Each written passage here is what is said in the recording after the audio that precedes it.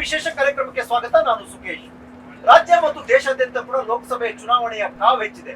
ಎಲ್ಲ ಕಡೆ ಕೂಡ ಪ್ರಚಾರದ ಭರಾಟೆಯೂ ಜೋರಾಗಿದೆ. ರಾಜ್ಯದ ಮಟ್ಟಿಗೆ ಹೇಳೋದಾದ್ರೆ ಕಾಂಗ್ರೆಸ್ಗೆ ಸಿದ್ದರಾಮಯ್ಯ ಅವರು ಸ್ಟಾರ್ ಕ್ಯಾಂಪೇನರ್. ಮುಖ್ಯಮಂತ್ರಿಯಾಗಿ ರಾಜ್ಯದ ಬೇರೆ ಬೇರೆ ಕಡೆಗಳಲ್ಲಿ ಸಂಚಾರ ಮಾಡ್ತಾ ಇದ್ದಾರೆ, ವ್ಯಾಪಕವಾಗಿ ಪ್ರಚಾರವನ್ನು ಕೂಡ ಮಾಡ್ತಾ ಇದ್ದಾರೆ. ಹಾಗಾದ್ರೆ ಈ ಬಾರಿ ಕಾಂಗ್ರೆಸ್ಗೆ ಎಷ್ಟು ಸ್ಥಾನಗಳು ಬರಬಹುದು, ಏನು ನಿರೀಕ್ಷೆಗಳಿದೆ, ಎಲ್ಲದರ ಬಗ್ಗೆಯೂ ಕೂಡ ಮಾತನಾಡಲಿಕ್ಕೆ ಸ್ವತಃ ಮುಖ್ಯಮಂತ್ರಿಗಳಾಗಿರ್ತಕ್ಕಂಥ ಸಿದ್ದರಾಮಯ್ಯ ಅವರ ಜೊತೆಗಿದ್ದಾರೆ. ಅವ್ರ ಜೊತೆಗೆ ಮಾತನಾಡೋಣ. ಏನು ಈ ಬಾರಿಯ ಚುನಾವಣೆಯ ಕಾವು, ಎಷ್ಟು ಗೆಲ್ಬಹುದು ಕಾಂಗ್ರೆಸ್ ರಾಜ್ಯದಲ್ಲಿ, ಎಲ್ಲವರು ಕೂಡ ಅವ್ರ ಬಳಿಯೇ ಮಾತನಾಡೋಣ. ಮುಖ್ಯಮಂತ್ರಿ ಸಿದ್ದರಾಮಯ್ಯ ಅವರೇ ನಮಸ್ಕಾರ ಸರ್. ನಮಸ್ಕಾರ ಸರ್, ಮೊದಲನೇದಾಗಿ ಈ ಬಾರಿಯ ಚುನಾವಣೆಯಲ್ಲಿ ಕಾಂಗ್ರೆಸ್ಗೆ ಎಷ್ಟು ಸೀಟ್ ಬರ್ಬೋದು ಸರ್ ಕರ್ನಾಟಕದಲ್ಲಿ? ನನ್ನ ಪ್ರಕಾರ up to 20 seats we may win. 20 ಸ್ಥಾನಗಳನ್ನ ಗೆಲ್ತೀವಿ ಅಂತಕ್ಕಂಥ ವಿಶ್ವಾಸ ಇದೆ. ಸರ್, ಮೈತ್ರಿ ಆಗ್ಬೇಕಾದ್ರೆ ಮುಂಚೆ ನಿಮ್ಗೆ ಎಷ್ಟು ಸೀಟ್ ನ ವಿಶ್ವಾಸ ಇತ್ತು? ಬಿಜೆಪಿ ಜೆಡಿಎಸ್ ಮೈತ್ರಿ ಆಗ್ಬೇಕಾದ್ರೆ ಮುಂಚೆ ನೀವು ಎಷ್ಟು ಸೀಟ್ ಗೆಲ್ತೀವಿ ಅಂತ ಅನ್ಕೊಂಡಿದ್ರಿ? ಹಾಗಾದ್ರೆ ಆಗ್ಲೂ 15ರಿಂದ 20 ಗೆಲ್ತೀವಿ ಅಂತ. ಅಂದ್ರೆ ಏನು ಚೇಂಜಸ್ ಆಗಿಲ್ವಾ ಹಾಗಾದ್ರೆ? ಇಲ್ಲ, ಮೈತ್ರಿಯಿಂದ ನಮ್ಗೇನು ಅಂತ ಬಾಧಕ ಏನಾಗಿಲ್ಲ. ಅವ್ರು ಹೇಳ್ತಾರೆ ನೀವು 20ರಿಂದ 22 ಸೀಟಲ್ಲಿ ಇದ್ರಿ, ಅವ್ರು ಅದಕ್ಕೆ ಮೈತ್ರಿ ಮಾಡ್ಕೊಂಡ್ಮೇಲೆ ಕಾಂಗ್ರೆಸ್ ಡೌನ್ ಆಗಿದೆ. ಈಗ ಮೈತ್ರಿ ಮಾಡ್ಕೊಂಡಿರೋದ್ರಿಂದ ನಮ್ಮ ಪ್ರಾಸ್ಪೆಕ್ಟಸ್ಗೆ ಯಾವುದೇ ತೊಂದರೆ ಆಗಿಲ್ಲ. ಏನು ತೊಂದರೆ ಆಗಿಲ್ಲ? ಏನು ತೊಂದರೆ ಆಗಿಲ್ಲ. ಮತ್ತೆ ಹಾಗಾದ್ರೆ ಅವ್ರ ಮೈತ್ರಿಯಿಂದ ಏನ್ ಲಾಭ ಸರ್ ಅವರಿಗೆ? ಏನ್ ಲಾಭ ಆಯ್ತು ಅವ್ರಿಗೆ ಹಾಗಾದ್ರೆ? ಯಾಕಂದ್ರೆ ಸೋಲ್ತೀವಿ ಅನ್ನೋ ಭಯದಿಂದ ಮೈತ್ರಿ ಮಾಡ್ತೀವಿ. ಇಬ್ರು ಸೋಲುವವರು ಭಯದಿಂದ ಒಟ್ಟಾದ್ರು ಅಂತ. ಕಾಂಗ್ರೆಸ್ ಹೈಕಮಾಂಡ್ಗೆ ಕರ್ನಾಟಕದಿಂದ ಹೆಚ್ಚಿನ ಎಕ್ಸ್ಪೆಕ್ಟೇಷನ್ ಇದೆ ದೇಶದ ಬೇರೆ ರಾಜ್ಯಗಳಿಗಿಂತ. ಕ್ವೈಟ್ ನ್ಯಾಚುರಲಿ, ಬಿಕಾಸ್ ಇಲ್ಲಿ ಕಳೆದ ಅಸೆಂಬ್ಲಿನಲ್ಲಿ 136 ಸ್ಥಾನಗಳು ಗೆದ್ದಿದ್ದೀವಿ. ಅದರಿಂದ ಪಾರ್ಲಿಮೆಂಟ್ನಲ್ಲೂ ಕೂಡ ಹೆಚ್ಚು ಸ್ಥಾನಗಳು ಬರಬಹುದು ಅಂತಕ್ಕಂಥ ನಿರೀಕ್ಷೆ ಇದೆ. ಜೊತೆಗೆ ನಾವು ಎಲ್ಲ ಗ್ಯಾರಂಟಿಗಳನ್ನು, ಭರವಸೆಗಳನ್ನು ಈಡೇರಿಸ್ತಕ್ಕಂಥ ಪ್ರಯತ್ನ ಮಾಡಿದ್ದೀವಿ, ನುಡಿದಂತೆ ನಡೆದಿದ್ದೀವಿ. ಆ ಕಾರಣದಿಂದ AICC ಅವರು ಕರ್ನಾಟಕದಿಂದ ಹೆಚ್ಚು ಸ್ಥಾನಗಳನ್ನು ನಿರೀಕ್ಷೆ ಮಾಡಿದ್ದಾರೆ. ಸರ್, ಗ್ಯಾರಂಟಿಗೆ ಜನ ಕೈ ಹಿಡಿತಾರೆ ಅಂತ ಹೇಗೆ ನಂಬೋದು ಸರ್? ಗ್ಯಾರಂಟಿಯನ್ನ ನಂಬಿ ಜನ ನಿಮ್ಮನ್ನ ಕೈ ಹಿಡಿತಾರೆ ಈ ಬಾರಿ ಲೋಕಸಭೆ ಚುನಾವಣೆಯಲ್ಲಿ, ಹೇಗೆ ನಂಬೋದು ಅದನ್ನ? ಯಾಕಂತಂದ್ರೆ ಯಾವುದೇ ಮಧ್ಯವರ್ತಿಗಳ ಹಾವಳಿ ಇದೆ. ನಮ್ಮ ಗ್ಯಾರಂಟಿಗಳು ನೇರವಾಗಿ ಟಾರ್ಗೆಟೆಡ್ ಪೀಪಲ್ನ ರೀಚ್ ಆಗಿದೆ, ಅವ್ರ ಅಕೌಂಟಿಗೆ ದುಡ್ಡು ಹಾಕಿದೆ. ಅದರಿಂದ ಜನಗಳು ನಮ್ಮ ಮೇಲೆ ವಿಶ್ವಾಸ ಇಡ್ತಾರೆ. ನಮ್ಮ ಮೇಲೆ ವಿಶ್ವಾಸ ಇರೋದ್ರಿಂದ ನಾವು ಹೆಚ್ಚು ಸ್ಥಾನಗಳನ್ನು ಗೆಲ್ತೀವಿ. ಕೆಲವು ಟೈಮ್ ಗ್ಯಾರಂಟಿಯನ್ನ ಕಾಪಿ ಮಾಡಿದ್ರ ಹಾಗಾದ್ರೆ ಬಿಜೆಪಿ ಅವರು? ಯಾಕಂದ್ರೆ ಸಿದ್ದರಾಮಯ್ಯ ಅವರ ಗ್ಯಾರಂಟಿ ಮಟ್ಟದಲ್ಲೇ ಅಥವಾ ಬೇರೆ ಕಡೆ ಬಿಂಬಿತ ಆಗ್ತಿರುವಂತ ಮೋದಿ ಗ್ಯಾರಂಟಿ ಅನ್ನುವಂಥದ್ದು? ಮೋದಿ ಗ್ಯಾರಂಟಿ ಮೊದಲು ಇದೇ ಮೋದಿಯವರು ನಾವು ಗ್ಯಾರಂಟಿಗಳನ್ನು ಘೋಷಣೆ ಮಾಡಿದಾಗ ಅಪಹಾಸ್ಯ ಮಾಡಿದರು, ಕ್ರಿಟಿಸೈಸ್ ಮಾಡಿದರು. ಈಗ ನಮ್ಮ ಗ್ಯಾರಂಟಿಗಳನ್ನ ಹೈಜಾಕ್ ಮಾಡಿಬಿಟ್ಟು ಮೋದಿ ಗ್ಯಾರಂಟಿ ಅಂತ ಹೇಳ್ಕೊತಾ ಇದ್ದಾರೆ. ಸೊ ಇದು ಎಲ್ರಿಗೂ ಗೊತ್ತಾಗ್ತದಲ್ವಾ? ನರೇಂದ್ರ ಮೋದಿಯವರು ನಾವು ಗ್ಯಾರಂಟಿಗಳ ಟೀಕೆ ಮಾಡಿ ಯಾವ ಕಾರಣಕ್ಕೂ ಕೂಡ ಈ ಗ್ಯಾರಂಟಿಗಳನ್ನು ಜಾರಿ ಮಾಡೋಕ್ಕಾಗಲ್ಲ ಅಂತ ಹೇಳಿದವರು. ಸರ್ಕಾರ ಆರ್ಥಿಕವಾಗಿ ದಿವಾಳಿ ಆಗ್ಬಿಡ್ತದೆ ಅಂತ ಹೇಳಿದರು. ಈಗ ಅದೇ ಗ್ಯಾರಂಟಿಗಳನ್ನು ಹೇಳ್ಕೊಂಡು ಮೋದಿ ಗ್ಯಾರಂಟಿ ಅಂತ ಹೇಳ್ತಾ ಇದ್ದಾರೆ. ದಟ್ ಕ್ಲಿಯರ್ಲಿ ಶೋಸ್ ದಟ್ ಅವ್ರಿಗೆ ಗ್ಯಾರಂಟಿಗಳಿಂದ ಅನುಕೂಲ ಆಗ್ತದೆ ಅಂತಕ್ಕಂಥ ಕಾರಣಕ್ಕೋಸ್ಕರನೇ ಅವರು ಮೋದಿ ಗ್ಯಾರಂಟಿಗಳು ಅಂತ ಹೇಳ್ತಾ ಇದ್ದಾರೆ. ಸರ್ಗೆ ನಿಮಗೆ ರಾಜ್ಯದ ಮಟ್ಟಿಗೆ ಹೇಳೋದಾದ್ರೆ ಗ್ಯಾರಂಟಿ ಒಂದೇ ಗಟ್ಟಿ ಅನ್ನುವಂಥದ್ದು. ಅವರಿಗೆ ಆ ಥರ ಅಲ್ಲ, ಬೇರೆ ಬೇರೆ ವಿಚಾರಗಳಿದ್ದಾವೆ, ದೇಶದ ವಿಚಾರ ಅಥವಾ ಧರ್ಮದ ವಿಚಾರ ಬೇರೆ ಬೇರೆ ಬರುತ್ತೆ ಅಂತ. ಅದನ್ನ ಹೇಗೆ ನೀವು ಚಾಲೆಂಜ್ ಮಾಡ್ತೀರಿ ಅಂತ?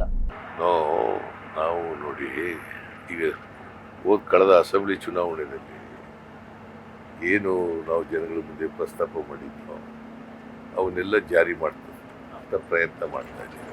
ಒಂದು, ಅವ್ರು ಏನು ಹೇಳ್ತಾ ಇದ್ರು, ಗ್ಯಾರಂಟಿಗಳನ್ನು ಜಾರಿ ಮಾಡಿದ್ರೆ ಅಭಿವೃದ್ಧಿಗೆ ದುಡ್ಡಿಲ್ಲ ಅಂತ. ಅಭಿವೃದ್ಧಿ ಕೆಲಸಗಳನ್ನು ಕೂಡ ಮಾಡ್ತಾ ಇದ್ದೀವಿ. ಈ ವರ್ಷ ಬಜೆಟ್ನಲ್ಲಿ 24-25ರಲ್ಲಿ 1,20,000 ಕೋಟಿ ಅಭಿವೃದ್ಧಿಗೆ ದುಡ್ಡಿದೆ. 1,20,000 ಕೋಟಿ.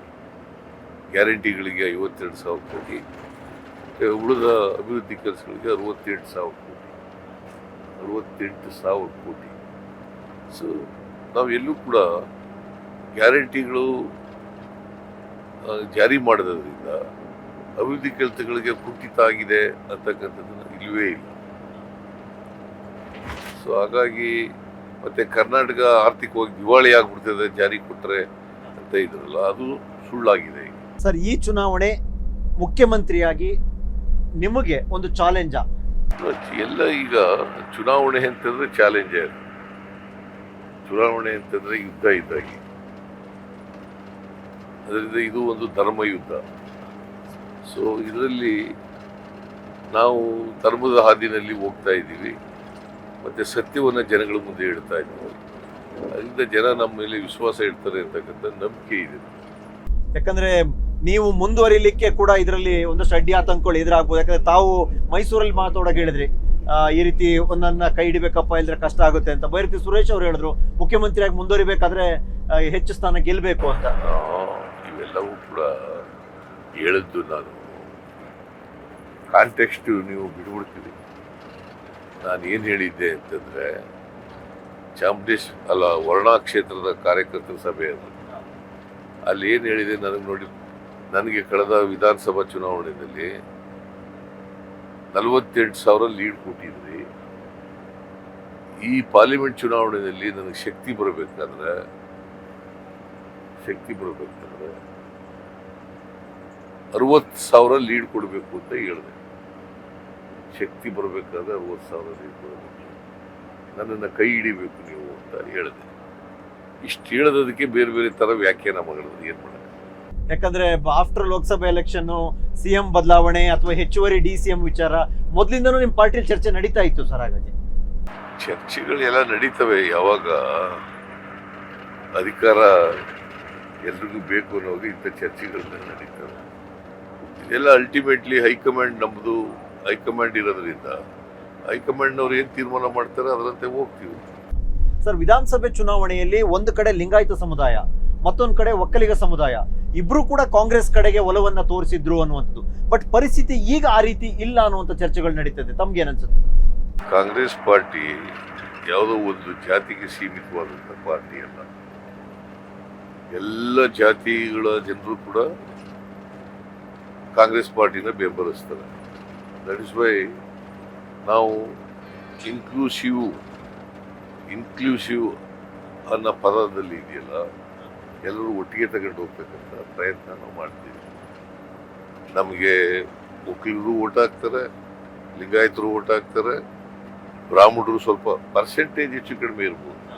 ಬಟ್ ಎಲ್ಲ ಹಿಂದುಳಿದವರು, ದಲಿತರು, ಅಲ್ಪಸಂಖ್ಯಾತರು, ಬೇರೆ ಎಲ್ಲರೂ ಕೂಡ ಓಟ್ ಹಾಕ್ತಾರೆ ಕಾಂಗ್ರೆಸ್ ಪಾರ್ಟಿ. ಅದರಿಂದ ನಾವು 136 ಸೀಟ್ ಗೆಲ್ಲಕ್ಕಾಗ್ತದೆ. ಬರೀ ಒಂದು ಜಾತಿಯಿಂದ ಗೆಲ್ಲಿಕ್ಕಾಗಲ್ಲ. ಸರ್, ಸಿದ್ದರಾಮಯ್ಯ ಅವರು ಯಾವತ್ತೇ ಮಾತಾಡಿದ್ರು ಕೂಡ ಶೋಷಿತ ಸಮುದಾಯಗಳ ಬಗ್ಗೆ, ಮೈನಾರಿಟಿಗಳ ಬಗ್ಗೆ ಹೆಚ್ಚು ಮಾತಾಡ್ತಿದ್ರಿ. ಆದ್ರೆ ಮೈಸೂರಲ್ಲಿ ತಾವೇ ಹೇಳಿದ್ರಿ, ಒಕ್ಕಲಿಗ ಸಮುದಾಯದ ಅಭ್ಯರ್ಥಿಗೆ ಟಿಕೆಟ್ ಕೊಟ್ಟಿದೀವಪ್ಪ ಈ ಸರಿ, ಆ ಪದನ ತಾವು ಬಳಸಿದ್ರಿ. Is it not a fact? ನಾನೇನು ಹೇಳಿದೆ ಅಂದರೆ, 47 ವರ್ಷದಿಂದ ಕಾಂಗ್ರೆಸ್ನಿಂದ ಒಕ್ಕಲಿಗರಿಗೆ ಟಿಕೆಟ್ ಕೊಟ್ಟಿರಲಿಲ್ಲ, ಈ ಸಾರಿ ಕೊಟ್ಟಿದ್ದೀವಿ ಅಂತ ಹೇಳಿ. 47 ವರ್ಷ 77ನೇ ಇಸ್ವಿನಲ್ಲಿ ತುಳಸಿದಾಸಪ್ಪನಿಗೆ ಟಿಕೆಟ್ ಕೊಟ್ಟಿದ್ದು ಕಾಂಗ್ರೆಸ್ ಪಾರ್ಟಿ. ಅದಾದ್ಮೇಲೆ ಕಾಂಗ್ರೆಸ್ ಪಾರ್ಟಿಯಿಂದ ಯಾರಿಗೂ ಟಿಕೆಟ್ ಕೊಡಲಿಲ್ಲ ಒಕ್ಕಲಿಗರು. ಅದನ್ನು ಹೇಳಿದೆ ಅಷ್ಟೇ. ಸರ್, ಮುಖ್ಯಮಂತ್ರಿಗಳಿಗೆ ತಮ್ಗೆ 28 ಕ್ಷೇತ್ರವೂ ಕೂಡ ಒಂದೇ ರೀತಿ, ಅದರಲ್ಲಿ ವ್ಯತ್ಯಾಸ ಇಲ್ಲ. ಆದ್ರೆ ವಿಶೇಷವಾಗಿ ಮೈಸೂರು ಎಲ್ಲ 28 ಕ್ಷೇತ್ರಗಳು ಕೂಡ ಇಂಪಾರ್ಟೆಂಟ್ ತಮ್ಗೆ. ಆದ್ರೂ ತಮ್ಮ ಸ್ವಕ್ಷೇತ್ರ ಮೈಸೂರು ಮತ್ತೆ ಜೊತೆಗೆ ಅವಳಿ ಜಿಲ್ಲೆ ರೀತಿ ಯಾವಾಗ್ಲಿಂದ ಇದ್ದಂತ ಚಾಮರಾಜನಗರ, ಇವೆರಡು ತಮ್ಗೆ ಸೋಲು ಗೆಲುವ ಒಂದು ಪ್ರತಿಷ್ಠೆ ಅಂತ ಅನ್ಸುತ್ತಾ? ಪ್ರತಿಷ್ಠೆ ಅಂತ ಯಾವುದೂ ಇಲ್ಲ, ಎಲ್ಲವೂ ಸಮಾನವಾಗಿ ನಮಗೆ ಜವಾಬ್ದಾರಿ ಇರುತ್ತೆ. ಎಲ್ಲ ಕಾನ್ಸ್ಟಿಟ್ಯೂನ್ಸಿಗಳು ಕೂಡ ಜವಾಬ್ದಾರಿ ಇದೆ. ಮತ್ತೆ ನಮ್ಮ ಕರ್ತವ್ಯ ನಾವು ಮಾಡಲೇಬೇಕಾಗ್ತದೆ. ಪಕ್ಷದ ಸಿದ್ಧಾಂತವನ್ನು, ಸರ್ಕಾರದ ಕಾರ್ಯಕ್ರಮಗಳನ್ನು ಜನರ ಮುಂದೆ ಇಡ್ತೀವಿ. ಅಲ್ಟಿಮೇಟ್ಲಿ ಜನ ನಮಗೆ ಒಲವು ತೋರಿಸ್ತಾರೆ ಅಂತಕ್ಕಂಥ ನಂಬಿಕೆ ಇದೆ. ಸರ್, ಮಂಡ್ಯದಲ್ಲಿ ಕುಮಾರಸ್ವಾಮಿ ಅವರ ಸ್ಪರ್ಧೆ ಏನಂತೀರಿ ಸರ್? ಈ ಸ್ಪರ್ಧೆಗೆ ಏನು ಕಳೆದ ಸಾರಿ ಅವ್ರ ಮಗ ನಿಲ್ಸಿದ್ರು, ಈ ಸಾರಿ ಅವರೇ ನಿಂತ್ಕೊಂಡಿದ್ದಾರೆ. ಅವ್ರ ಮಗ ನಿಂತ್ಕೊಂಡ್ರಿ, ಅವ್ರು ನಿಂತ್ಕೊಂಡ್ರಿ, ಎರಡು ಒಂದೇ ಅಲ್ಲ, ವ್ಯತ್ಯಾಸ ಏನಿಲ್ಲ. ಆಗ ಒಂದು ವ್ಯತ್ಯಾಸ ಏನಪ್ಪಾ ಅಂತಂದ್ರೆ, ಕಳೆದ ಸಾರಿ ಲೋಕಸಭಾ ಚುನಾವಣೆ ನಡೆದಾಗ ಕುಮಾರಸ್ವಾಮಿ ಚೀಫ್ ಮಿನಿಸ್ಟರ್ ಆಗಿದ್ರು ಸಮ್ಮಿಶ್ರ ಸರ್ಕಾರದಲ್ಲಿ. ಈಗ ಚೀಫ್ ಮಿನಿಸ್ಟರ್ ಇಲ್ಲ, ಅದರಿಂದ ಮಂಡ್ಯದಲ್ಲಿ ಸೋಲು ಗ್ಯಾರಂಟಿ ಅವರು, ಸೋಲ್ತಾರೆ ಪಕ್ಕ. ಪಕ್ಕ ಸೋಲು. ಅವ್ರು ಹೇಳ್ತಾರೆ ನಾನು ಗೆದ್ದೇ ಗೆಲ್ತೀನಿ ಅಂತ. ಸೋಲ್ತೀವಿ ಅಂತ ಹೇಳ್ತಾರೆ ಕ್ಯಾಂಡಿಡೇಟ್ಗಳು. ಆದ್ರೆ ಕಳೆದ ಬಾರಿ ಸೋಲಿಗೆ ನನ್ನ ಮಗನನ್ನ ಬಲಿಪಶು ಮಾಡಿದ್ರು, ಅದು ಸಿದ್ದರಾಮಯ್ಯ ಮತ್ತು ಡಿ ಕೆ ಶಿವಕುಮಾರ್ ಸೇರ್ಕೊಂಡು ಇಬ್ರು ಸೇರ್ ಮಾಡಿದ್ರು ಅಂತ. ಡಿ ಕೆ ಶಿವಕುಮಾರ್ ಅವ್ರ ಜೊತೆನಲ್ಲೇ ಜೋಡೆತ್ತು ಅಂತ ಕರೀತಿದ್ದಾರೆ. ಯಾರಿಗೆ? ಅವರಿಬ್ಬರಿಗೆ. ಅವರಿಬ್ಬರಿಗೆ ಇಲ್ಲ. ಮತ್ತೆ ನಾನು ಹಾಸನಕ್ಕೆ ಹೋಗಿದ್ದೀವಿ, ಹಾಸನದಲ್ಲಿ ಕ್ಯಾಂಪೇನ್ ಮಾಡದೆ ಹೋಗಿದ್ರೆ ಪ್ರಜ್ವಲ್ ರೇವಣ್ಣ ಗೆಲ್ತಿದ್ದ? ಗೆಲ್ಲಕ್ ಸಾಧ್ಯ ಆಯ್ತಿಲ್ಲ. ನಾನು ಇಲ್ಲಿ ಸೋಲ್ಗೆ ಹೆಂಗ್ ನಯಂಗ್ ಕಾರಣ ಆಗ್ತೀನಿ? ಅದು ಜನರು ಇವ್ರ ವಿರುದ್ಧ ಇದ್ರು, ಅದಕ್ಕೋಸ್ಕರ ಸೋತರು ಅಷ್ಟೇ. ಜನ ಅಂದ್ರೆ ಅವತ್ತಿನ ಸರ್ಕಾರದ ವಿರುದ್ಧ ಇದ್ರು ಅಂತೀರಾ ಅಥವಾ ಕುಮಾರಸ್ವಾಮಿ ವಿರುದ್ಧ ಇದ್ರು? ಕುಮಾರಸ್ವಾಮಿ ಸರ್ಕಾರದ ವಿರುದ್ಧ ಇದ್ರು. ಅಲ್ಲ, ಕುಮಾರಸ್ವಾಮಿ ಸರ್ಕಾರದ ನಿಮ್ದು ಸೇರಿತ್ತಲ್ಲ ಸರ್? ನಮ್ದು ಸೇರಿತ್ತು, ಬಟ್ ಸರ್ಕಾರ ಯಾರ ನೇತೃತ್ವದಲ್ಲಿ ನಡೀತಾ ಇತ್ತು. ಮತ್ ನೀವು ಇಷ್ಟೆಲ್ಲ ಹೇಳಿದ್ರು ಸರ್, ಅವ್ರು ಹೇಳ್ತಾರೆ ನನಗೆ ವಿಷ ಹಾಕಿದ್ರು, ವಿಷ ಕಂಠನ್ ತರ ಇದ್ದೆ ನಾನು, ಕಷ್ಟಪಟ್ಟು ಸರ್ಕಾರ ನಡೆಸಿದೆ 14 ತಿಂಗಳು. ಮತ್ತೆ ಯಾಕೆ ಒಪ್ಪಿದ್ರು ಚೀಫ್ ಮಿನಿಸ್ಟರ್ ಆಗಬೇಕು? ಆಯ್ತು, ಈ ವಿಷ್ಕಂಠ ಆಗಿ ನೀವು ಸರ್ಕಾರ ನಡೆಸಬೇಕಾದ ಪರಿಸ್ಥಿತಿ ಏನಿತ್ತು? ಈಗ ಸೋತ ಮೇಲೆ ಹಿಂಗೆಲ್ಲ ಹೇಳ್ತಾ ಇದ್ದಾರೆ, ಸರ್ಕಾರ ಕಳ್ಕೊಂಡ ಮೇಲೆ ಹಿಂಗಂತ ಎಲ್ಲ ಹೇಳ್ತಾ ಇದ್ದಾರೆ. ಈಗ ಸರ್ಕಾರ ಹೋಯ್ತು, ಕಾನ್ಫಿಡೆನ್ಸ್ ವೋಟನ್ನು ಮೂವ್ ಮಾಡಿದ್ರು, ಕಾನ್ಫಿಡೆನ್ಸ್ ಮೋಷನ್ ಮೂವ್ ಮಾಡಿ ಅದು ಉತ್ತರ ಕೊಟ್ಟಿದ್ದಾರೆ. ಆಗೇನೇನು ಹೇಳಿದ್ರು ಅಂತ ಕ್ಯಾಂಪೇನ್ ತೆಗೆದು ನೋಡಿ ರೆಕಾರ್ಡ್ ಏನ್ ಹೇಳಿದ್ದಾರೆ ಅವರು. ರೆಕಾರ್ಡ್ ಅದೆಲ್ಲ ನಮ್ಮಿಂದ ನಾನು ವಿಷ್ಕಂಠನಾಗಿದೆ ಅಂತ ಹೇಳಿದಾರ? ಮತ್ತೆ ಅಲ್ಲಿ ಹೇಳಿಲ್ಲ ಅಂತಂದ್ರೆ ಈಗ ಹೇಳೋದೆಲ್ಲ ಸುಳ್ಳಲ್ವಾ? ಬೆಂಗಳೂರು ಗ್ರಾಮಾಂತರದಲ್ಲಿ ಡಾಕ್ಟರ್ ಮಂಜುನಾಥ್ ಅವರ ಸ್ಪರ್ಧೆ ಒಂದು ಅನಿರೀಕ್ಷಿತ ಸ್ಪರ್ಧೆ ಅನ್ಸುತ್ತೆ ಸರ್. ತಮಗೆ ಏನ್ ಅನ್ಸುತ್ತೆ ಸರ್ ಆ ಫಲಿತಾಂಶ, ಅವರ ಸ್ಪರ್ಧೆ? ಅನಿರೀಕ್ಷಿತ ಸ್ಪರ್ಧೆ ಏನಲ್ಲ, ದೇವೇಗೌಡರು ಬಿಜೆಪಿಯಿಂದ ಟಿಕೆಟ್ ಕೊಡಿಸಿ ಅಲ್ಲಿ ನಿಲ್ಸಿದ್ದಾರೆ. ಸೊ ಅದು ಅನಿರೀಕ್ಷಿತ ಅಂತ ಹೇಳಕ್ ಬರಲ್ಲ. ಅದನ್ನ ಅವರು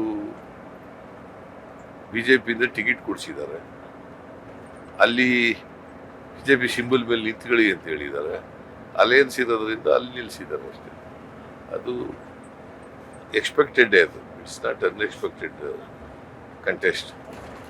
ಸರ್ ಅವ್ರ ಸ್ಪರ್ಧೆ ಸ್ವಲ್ಪ ಕಠಿಣವಾಗಿದೆ ಕಾಂಗ್ರೆಸ್ಗೆ, ಯಾಕಂದ್ರೆ ಇಡೀ ಕಾಂಗ್ರೆಸ್ ಸೋತಾಗ ಒಂದ್ ಸಂಸದರಾಗಿ ಅವ್ರು ಗೆದ್ದಿದ್ರು ಅವತ್ತು. ಯಾರು? ಡಿ ಕೆ ಸುರೇಶ್ ಅವ್ರು ಗೆದ್ದಿದ್ರು. ಈ ಬಾರಿ ಅವ್ರ ಸ್ಪರ್ಧೆ ಟಫ್ ಆಗಿ ಈಗಲೂ ಗೆಲ್ತಾರೆ. ಡಿ ಕೆ ಸುರೇಶ್ ಈ ಸಾರಿನೂ ಗೆದ್ದೇ ಗೆಲ್ತಾರೆ. ಯಾಕಂದ್ರೆ ಪಾಪ ಮಂಜುನಾಥ್ಗೆ ಯಾವ ಊರು ಗೊತ್ತಿಲ್ಲ, ಯಾವ ತಾಲೂಕು ಗೊತ್ತಿಲ್ಲ, ಯಾವ ಜನರು ಗೊತ್ತಿಲ್ಲ. ಅವರು 3 ಸಾರಿ ಪಾರ್ಲಿಮೆಂಟ್ ಮೆಂಬರ್ ಆಗಿ ಪ್ರತಿ ಹಳ್ಳಿ ಗೊತ್ತಿದೆ, ಜನರು ಗೊತ್ತಿದ್ದಾರೆ. ಅದರಿಂದ ಅದೇನು ಎಫೆಕ್ಟ್ ಆಗಲ್ಲ ಅವ್ರ ಸ್ಪರ್ಧೆ, ಏನೇನು ಎಫೆಕ್ಟ್ ಆಗಲ್ಲ.